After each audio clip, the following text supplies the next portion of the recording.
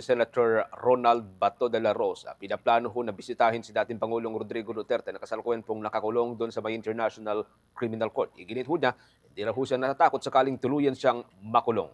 May update po dyan si Bombo JC Galvez. Pinaplano ni Senador Ronald Bato de la Rosa na bisitahin si dating Pangulong Rodrigo Duterte sa The Hague, Netherlands bago pagkatapos ng halalan sa Mayo. Sa panayam, sinabi ni de la Rosa, susubukan niya mag-apply ng Schengen visa para madalaw ang dating Pangulo sa International Criminal Court. Anya, manalo o matalo sa halalan ay desidido siyang mabisita si Duterte.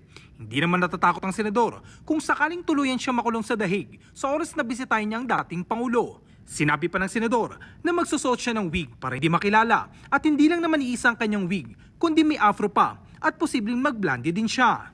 Kaya kung mag-apply ng Schengen visa, kung isyuhan ako, then maybe bago or pag may pagkakataon, before election, sana makabisita man ako sa kanya.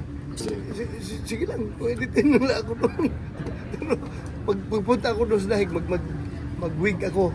Mag-wig ako para hindi lang ako makilala doon. Samantala, sinabi pa ni De La Rosa na wala siyang impormasyon kung meron ng arrest warrant laban sa kanya. Dagdag nito, hindi rin daw limitado ang kanyang galaw at kung saan daw mayroong imbitasyon ay doon siya mangangampanya. Wala akong informasyon. Bahala na. Kung mayroong warrant, sige. Tingnan natin.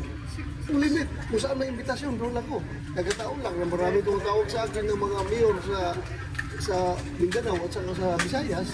So, nandun ako sa imbitasyon nila. Punta ko sila. Una nang sinabi ng senador na mayroong pananagutan ng mga opisyal ng pulisya na sangkot sa pagkakaresto kay Duterte.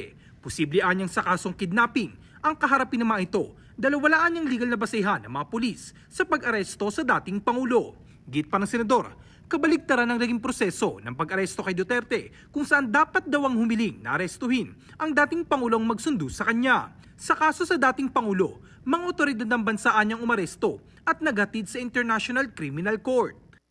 Para sa Bombo Network News, ako si Bombo JC Galvez nag-uulat para sa number 1 and most trusted radio network in the country, Bombo Radio Philippines, Basta Radio. Bombo!